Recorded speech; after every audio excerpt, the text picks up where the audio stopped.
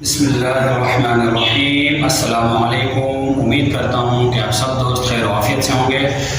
دوستو، مجھے کچھ سوالات موصول ہوئے ہیں جن کا میں آج کوشش کروں گا تفصیل سے جوابات دینے کی۔ دوستو، سب سے پہلے جو سوال آیا ہے وہ آیا ہے GDRF اور ICA کے اپروول کے حوالے سے کہ اس کے لیے کیا ڈاکومنٹس جو ہے وہ ریکوائرڈ ہوں گے۔ تو دوستو، GDRF یا ICA کے اپروول کے لیے آپ کے پاس ویلڈ ویزا کا ہونا ضروری ہے۔ سیکنڈ نمبر پہ آپ کا پاسپورٹ کا ویلڈ ہونا ضروری ہے، اور تھرڈ نمبر پر جو ہے وہ آپ کی ایمریٹس ID کی دونوں سائڈ کی جو ہے وہ پکچر یہ آپ نے اٹیچ کرنی ہے، اور پھر جو ہے آپ GDRF یا ICA میں آپ ICA کے لیے آپ اپلائی کر سکتے ہیں۔ ٹھیک ہے دوستوں، اور اس کے علاوہ ایک اور سوال مجھے جو موصول ہوا ہے وہ ہے کہ اگر آپ کی آپ نے جو ڈوز لگوائی ہے وہ اگر آپ نے انڈیا پاکستان سے لگوائی ہے تو کیا آپ جا سکتے ہیں؟ تو نہیں دوستوں، ابھی تک ایسی کوئی اپڈیٹ نہیں آئی ہے، لیکن امید کرتے ہیں انشاءاللہ کہ ان قریب ان کے لیے بھی کوئی اچھی نیوز سننے کو ملے گی، لیکن فی الحال ایسا کچھ بھی نہیں ہے۔ فی الحال آپ انتظار ہی کر سکتے ہیں۔ ٹھیک ہے دوستو، تیسرے نمبر پر ہے جی کہ ویزا اگر ابوظہبی کا ہو اور اگر آپ شارجہ آنا چاہتے ہیں یا دبئی آنا چاہتے ہیں تو آپ کو اپروول جو ہے وہ GDRF کی چاہیے ہوگی، ICA کی۔ تو دوستو، اگر ویزا آپ کا ابوظہبی کا ہے تو آپ کو ICA کی اپروول چاہیے ہوگی۔ جسٹ دبئی کے لیے جو ہے وہ GDRF کی اپروول چاہیے۔ اس کے علاوہ آپ کہیں بھی ارائیو ہوتے ہیں تو آپ کا مطلب کہیں کا بھی ویزا ہے، شارجہ کا ہے، عجمان کا ہے، راس الخیمہ کا ہے، ابوظہبی کا ہے، تو آپ کو ICA کی اپروول چاہیے۔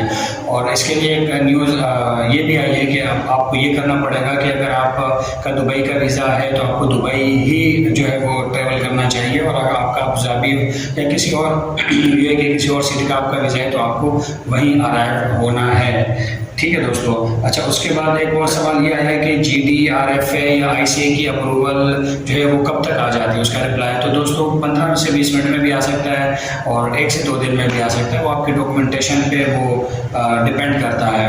اور ایک اور سوال یہ آیا ہے کہ جی اگر اپروول جو ہے وہ ریجیکٹ ہو جاتی ہے تو کیا کریں؟ دوستو، اگر آپ کی اپروول ریجیکٹ ہو جاتی ہے تو آپ دوبارہ اپلائی کر سکتے ہیں، تیسری بار پھر آپ اپلائی کر سکتے ہیں، تو اس میں ایسا کوئی ایشو نہیں ہے۔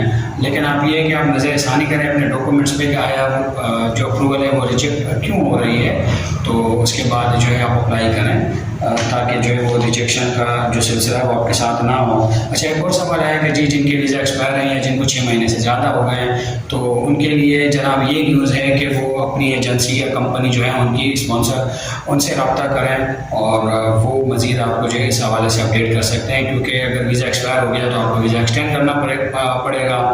ٹھیک ہے، تو اس کے بعد ہی آپ اپنا آگے کا جو پروسیجر ہے وہ آپ کر سکتے ہیں۔ اس کے علاوہ دوستو ایک سوال یہ آیا ہے کہ جی کون سے لوگ ہیں جو کہ بنا ویکسین کے بھی جو ہے وہ ٹریول کر سکتے ہیں؟ تو دوستو اس میں کچھ شعبہ جات ہیں جن میں کہ میڈیکل کا شعبہ ہے، ڈاکٹرز ہیں آپ، یا آپ نرسز ہیں، وہ جا سکتی ہیں۔ اس کے علاوہ جیسے ایجوکیشن ڈپارٹ ہے، وہاں کے جو ٹیچرز ہیں UAE کے یا اسٹوڈنٹس ہیں آپ وہاں پہ پڑھ رہے ہیں تو آپ جا سکتے ہیں۔